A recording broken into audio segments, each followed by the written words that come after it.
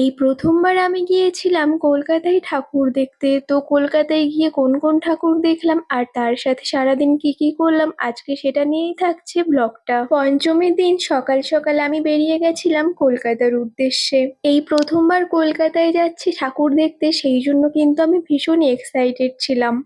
আর এটা কিন্তু আগের দিন রাতের ভিডিও ছিল। আমি বাজারে গেছিলাম গোলাপ ফুল কিনতে, তো গোলাপ ফুল কিনতে গিয়ে তেমন ভালো গোলাপ ফুল পেয়েছিলাম না, সেই জন্য এইগুলোই নিয়ে এসেছিলাম। আর এখন অসময় হওয়ার জন্য কিন্তু গোলাপের অনেক বেশি দাম ছিল।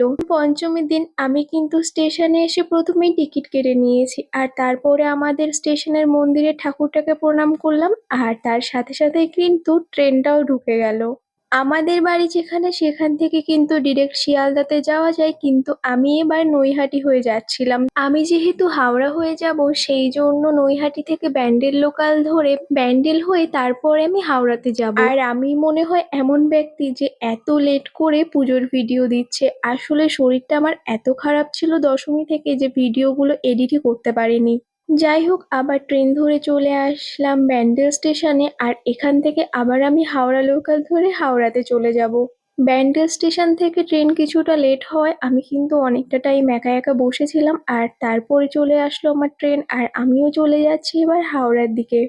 আর এই জায়গাটা কিন্তু খুবই সুন্দর ছিল। তারপরে হাওড়া থেকে আমি চলে গেছিলাম বাগুইআটিতে আমার ফ্রেন্ডের ফ্ল্যাটে, আর এই হচ্ছে আমার ফ্রেন্ডের ফ্ল্যাট। বেশ সুন্দর সাজানো গোছানো ছোট্ট একটা ফ্ল্যাট। ছোট বললে ভুল হবে, বেশ বড়ই কিন্তু।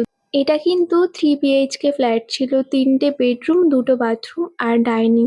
আর তার সাথে ছিল একটা কিচেন। আর এই যে জায়গাটা দেখছো এত সুন্দর ছিল সামনে থেকে, আর বাগুইআটি থেকে দমদম কাছে হওয়ায় কিন্তু মাঝে মাঝে এখান থেকে প্লেন যাচ্ছিল, আর সেটাও দেখতে ভীষণই সুন্দর লাগছিল।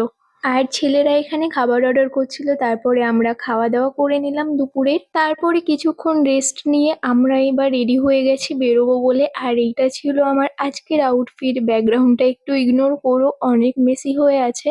যাই হোক, তারপরে আমরা সবাই রেডি হয়ে বেরিয়ে গেলাম ঠাকুর দেখার উদ্দেশ্যে। আর প্রথমবার কলকাতায় এসে আমরা কিন্তু সর্বপ্রথম দেখিয়েছিলাম এই ঠাকুরটা। ভীষণই ইউনিক একটা কনসেপ্ট ছিল, আমার কিন্তু বেশ ইন্টারেস্টিং লেগেছে। কুসংস্কার যেগুলো আছে সেইগুলো নিয়ে কিন্তু এখানে সুন্দর করে লেখা ছিল, আর সবাই কিন্তু এগুলো পড়ছিল। তোমরা এগুলোর মধ্যে কোনটা কোনটা মানো আমাকে কিন্তু অবশ্যই কমেন্ট করে জানিও।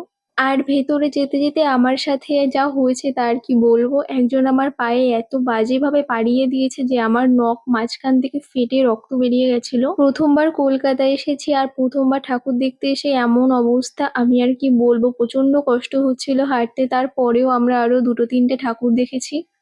আর প্যান্ডেলটার ভেতরটাই কিন্তু এরকম ছিল, বেশ সুন্দর করেছে এই প্যান্ডেলটাও। তারপরে আমরা চলে আসলাম আরেকটা প্যান্ডেল দেখতে, আর এটা কিন্তু প্রচন্ড ভাইরাল হয়েছে ফেসবুকে, ইনস্টাগ্রামে, যেখানেই যাচ্ছিলাম বারবার এটাই বাড়ি থেকে দেখছিলাম, আর সেটা কিন্তু এবার স্বচক্ষে দেখে এসেছি আমি।